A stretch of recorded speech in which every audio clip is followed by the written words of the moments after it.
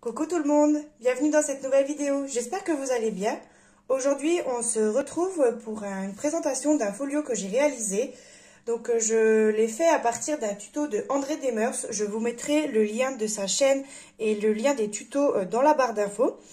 J'ai modifié quelques petites choses, donc je vais vous dire la taille du folio. Donc il fait 21 sur 23.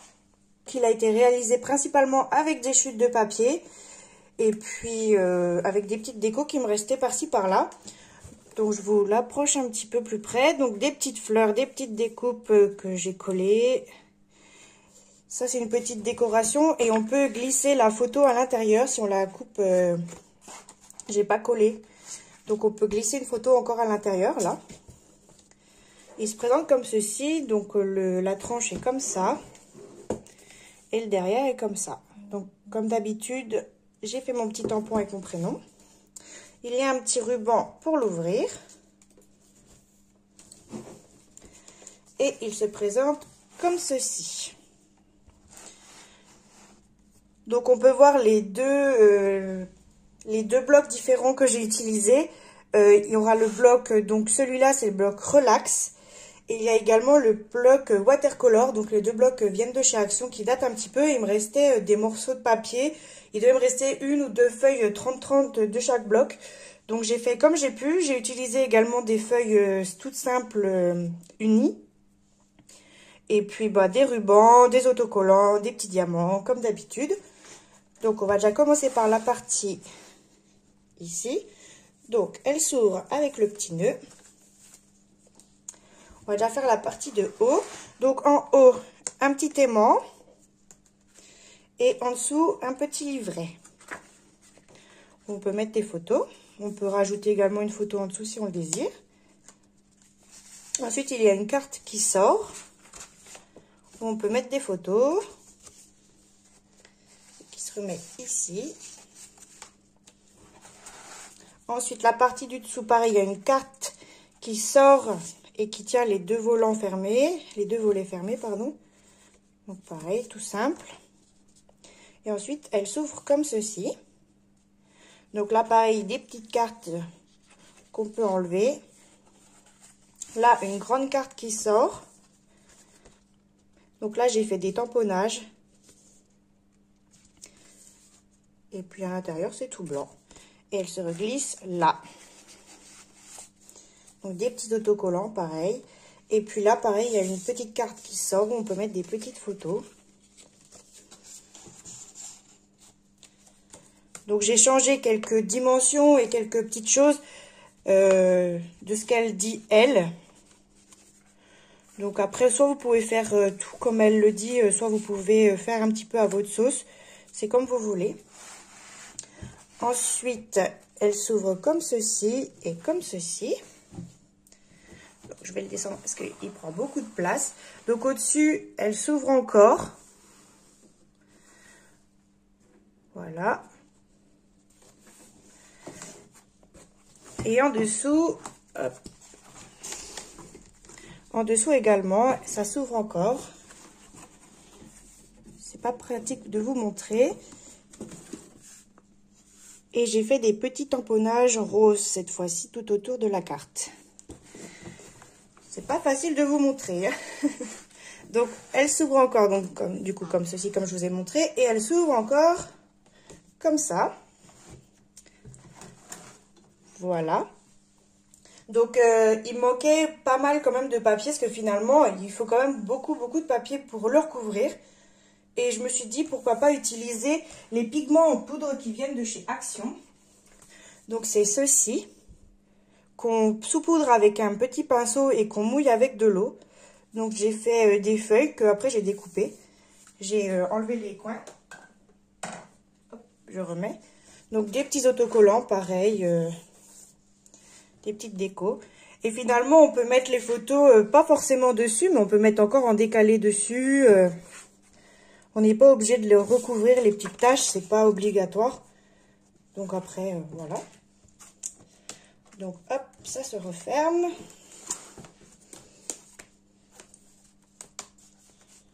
Hop.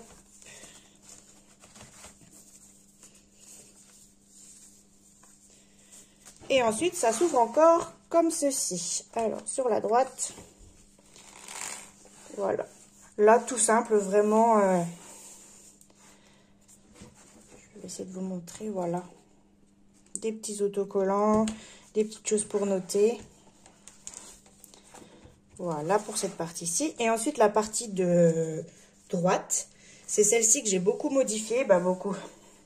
Elle, dans son tuto, celui-ci, c'est des petites enveloppes qu'on ouvre. Mais j'avais pas envie, donc j'ai simplement fait une page qui se déplie comme ceci. On peut mettre des photos, du coup. Des petits tamponnages, des petites choses. Après, j'ai laissé beaucoup de place pour que les gens puissent noter s'ils ont des petites annotations à mettre.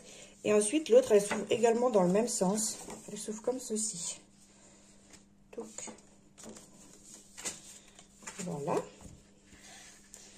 Si j'ai un conseil à vous donner, mettez un ruban un peu plus épais de ce côté-ci pour tenir tout fermé.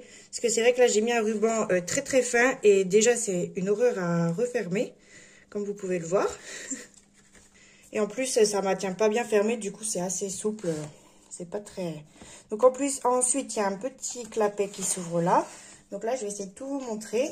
Et quand on ouvre, on a une petite carte qui tourne. Donc, elle, dans son tuto, elle mettait une petite ficelle. Moi, j'ai mis un petit bâtonnet en bois. Parce que j'avais pas de ficelle assez solide qui tenait. Donc, j'ai carrément mis un bâtonnet de bois. Vous savez, c'est les grands pics à brochettes que j'ai coupé les bouts. Donc, je vous montre l'envers du décor. Et ils sont maintenus avec des petits renforts juste en dessous. Et ça n'a pas l'air de bouger. Parce que du coup, il faut vraiment pousser fort pour faire sortir d'un côté. Donc, ça n'a pas l'air de bouger. Le petit tout le tour, je l'ai recouvert avec de l'encre aquarelle que j'ai pulvérisée sur mon cadran. Donc voilà. Ensuite, en dessous, il y a... Je vais essayer de me monter un petit peu pour que vous voyez. En dessous, il y a une petite carte qui se retire. Donc c'est vrai que la carte, j'aurais dû la faire... La pochette, j'aurais dû la faire un peu plus basse pour que ça soit plus facile de sortir. Et elle est tout simplement comme ça. Là, c'est du papier à relief. Donc là, pareil, si je peux vous donner, essayez de la mettre moitié de ça. Parce que c'est pas facile à remettre et à ressortir. Et ensuite, de ce côté-ci, j'essaye de mettre correctement, il y a une carte qui se retire. Hop. Et là, c'est pareil, évitez, soit faites un gousset là, faites un petit rang...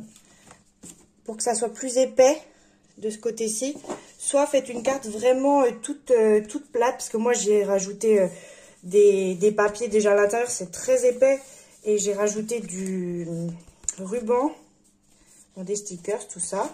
De l'autre côté, c'est tout simple. Et à l'intérieur, je me suis lâchée. J'avais plein de chutes de papier, je les ai toutes collées les unes avec les autres. Donc c'est fait pas super joli, mais je me dis avec les photos peut-être que... Là, j'avoue, je me suis lâchée. Je voulais mettre toutes les chutes de papier que j'avais.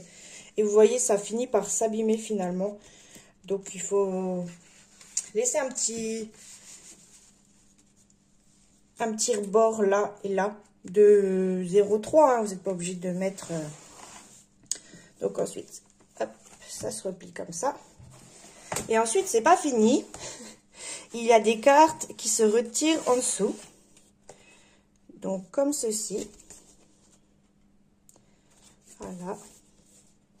Ça, pareil, c'est des chutes de papier.